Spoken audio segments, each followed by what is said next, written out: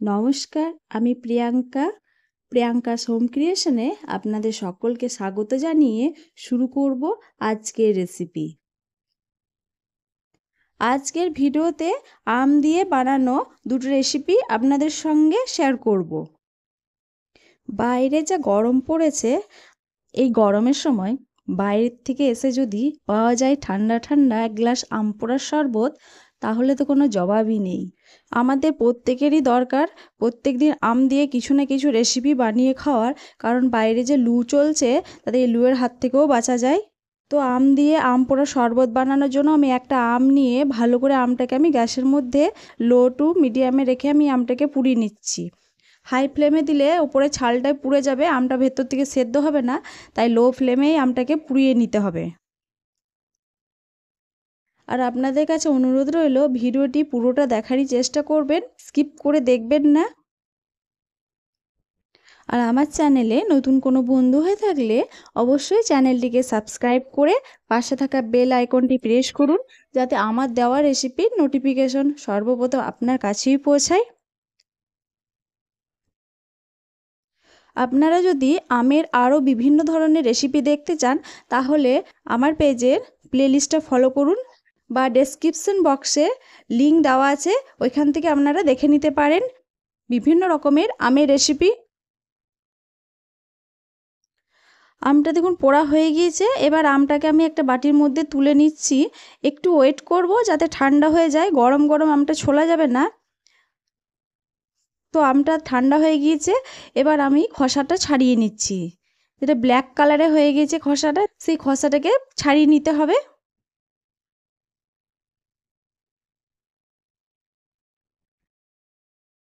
আম পোড়ার শরবত বিভিন্ন জনে বিভিন্ন রকম করেই বানান, তো আমি আজকে আমার মতো করে বানিয়ে আপনাদের সঙ্গে শেয়ার করছি। আশা করছি ভালো লাগবে আপনাদের।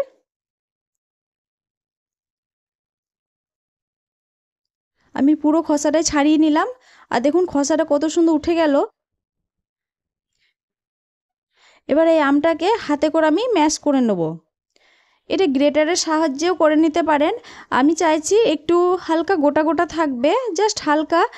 আমি চাই এখানে একটু মুখে আসবে সেরকম ধরনের আমি হাতে করে তাই গ্রেট করে নিচ্ছি। আপনারা যদি স্মুথি চান তাহলে এটা মিক্সারে দিয়ে একটা পেস্ট করে নেবেন। আর যে বীজটা ছিল, সেই বীজটা ভেতরে যে কুশিটা ছিল সেটা বেরিয়ে গেছে, সেটা আমি বার করে দিয়েছি। আর এই যে যেটা শক্ত টাইপের হয়, এটাকে একটু এইভাবে আমি আমের পাল্পটাকে বের করে নিয়ে এটাকে ফেলে দেবো। আর মিক্সারে গ্রাইন্ড করলে আপনারা এটাকে গ্রাইন্ড করে নেবেন, মিশে যাবে। তো আমি এটা যেহেতু হাতে করে করছি, তাই আমি এটাকে বার করে নিলাম।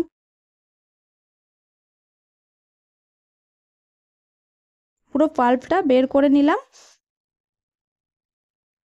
যেভাবে আমরা আলু মাখি সেভাবে মেখে নেব। যেগুলো একটু বেশি বড় বড় দানা আছে সেইগুলোকে একটু এভাবে মাখিয়ে নিচ্ছি।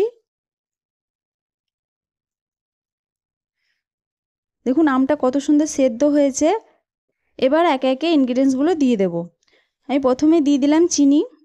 আমি এখানে গোটা চিনি দিয়েছি, আপনারা চাইলে কিন্তু এটা চিনিটাকে গুঁড়োও দিতে পারেন, তবে আমার হাতের কাছে যেটা ছিল আমি সেটা দিয়েই বানাচ্ছি।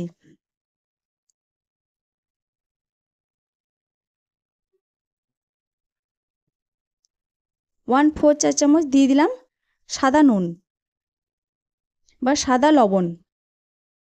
রামপোড়ার শরবত একটু টক মিষ্টি হয়, তাই চিনির পরিমাণটা একটু কমই দিলাম, বেশি চিনি দেওয়ার প্রয়োজন পড়ে না। আর দিয়ে দিচ্ছি আমি এখানে 1 চামচ পরিমাণ বিট লবণ। বিট লবণ না দিলে কিন্তু আম পোড়া শরবতের কোনো ফ্লেভার বা টেস্ট আসে না, তাই অবশ্যই বিট লবণটা ইউজ করবেন। দেখবেন এর ফ্লেভারটাও খুব সুন্দর আসছে, আর খেতেও কিন্তু খুবই ভালো লাগে। আর এখানে কোনো তেমন কিছু কোনো ইনগ্রিডিয়েন্টস লাগে না, আপনার বাড়িতে থাকা যে কোনো ইনগ্রিডিয়েন্টস দিয়েই আপনি বানিয়ে নিতে পারবেন। জাস্ট লবণ, চিনি, বিট লবণ এগুলো দিয়েই বানিয়ে নেওয়া যাবে। এবার সমস্ত কিছু হাতের সাহায্যে আমি মেখে নেব।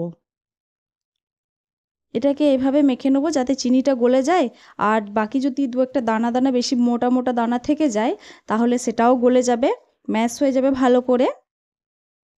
তো এইভাবে একটু চোকটে চোকটে ভালো করে মাখিয়ে নিতে হবে।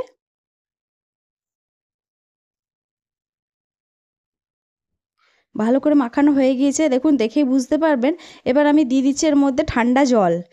তো ফ্রিজে জল দিয়ে আমি শরবতটা বানাবো, আমি এর মধ্যে দিয়ে দিলাম ঠান্ডা ঠান্ডা জল।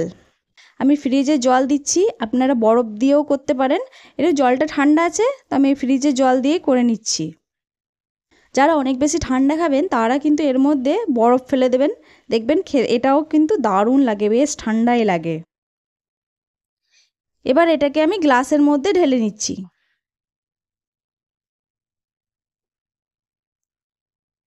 এটা একটু আমি মোটাই করেছি, আপনারা যদি পাতলা খাবেন তাহলে পাতলাও করবেন, কিন্তু এটা আমার মোটাটাই ভালো লাগে।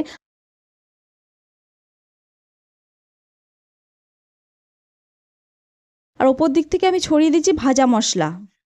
ভাজা মশলা দেওয়া আছে জিরে, শুকনো লঙ্কা গুঁড়ো। জিরে শুকনো লঙ্কা হালকা করে ভেজে নিয়ে সেটাকে আমি গুঁড়ো করে নিয়েছি, তো সেই ভাজা মশলাই আমি এর মধ্যে ওপর দিকে ছড়িয়ে দিলাম। এই ভাজা মশলা দিলে কিন্তু আম পোড়ার ফ্লেভারটা কিন্তু খুব সুন্দর আসে।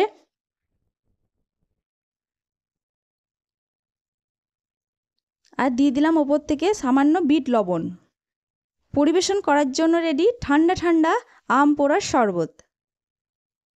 এই গরমে লু থেকে বাঁচতে তাই আমাদের প্রত্যেকেরই দরকার প্রত্যেক দিন অন্তত 1 গ্লাস করে আম পোড়ার শরবত খাওয়া।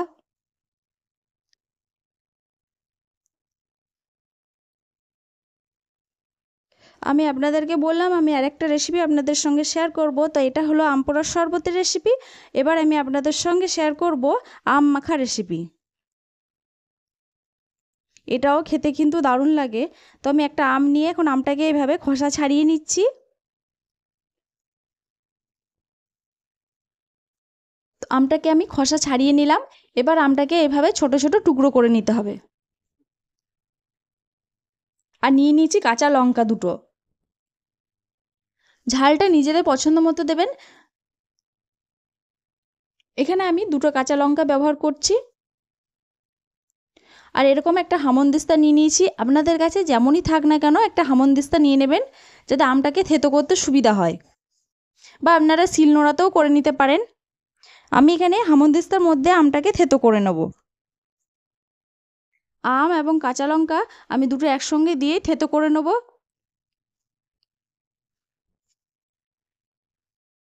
একটু সময় লাগবে থেতো করতে, তো একটু সময় নিয়ে একটু থেতো করে নিতে হবে। আর যদি শিলনোড়াতে হয় তাহলে কিন্তু এটা তাড়াতাড়ি হয়ে যায়, হামনদিস্তা একটু সময় লাগে।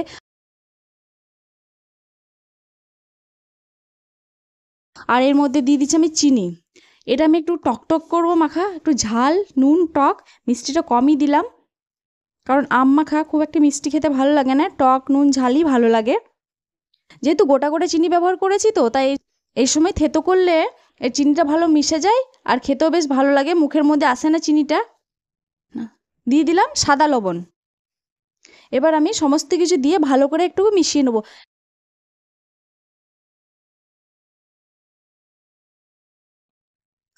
দেখুন এইভাবে আম এবং কাঁচা লঙ্কা আমি দুটোই থেতো করে নিলাম।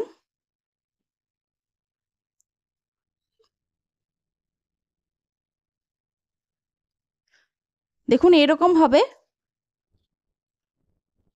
এবার এটাকে একটা প্লেটের মধ্যে আমি তুলে নিচ্ছি।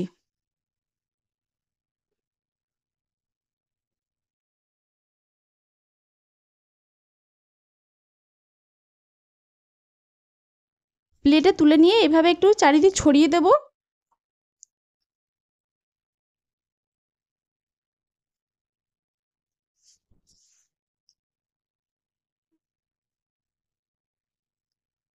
প্লেটে তুলে নিয়ে এভাবে চারিদিকে একটু ছড়িয়ে দিলাম, আর এর ওপর দিক থেকে দিয়ে দিলাম আমি গোলমরিচের গুঁড়ো আর একটু ভাজা মশলা গুঁড়ো।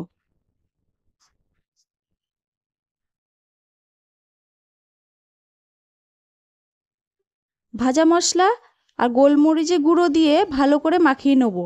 আমার মনে হলো এখানে লবণটা একটু কম লাগলো, তা আমি দিয়ে দিলাম একটু লবণ।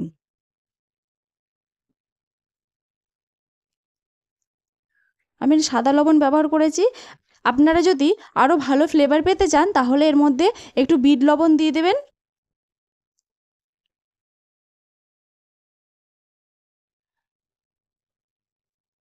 ব্যাস মাখিয়ে নিলেই পরিবেশন করার জন্য রেডি আম মাখা। আজকের এই দুটো রেসিপি আপনাদের কেমন লাগলো অবশ্যই কমেন্ট করে জানাবেন। আর ভালো লাগলে একটা লাইক দিয়ে প্রিয়জনদের সঙ্গে বেশি বেশি করে শেয়ার করবেন। ভালো থাকবেন, সুস্থ থাকবেন। দেখা হবে নেক্সট ভিডিওতে। ধন্যবাদ।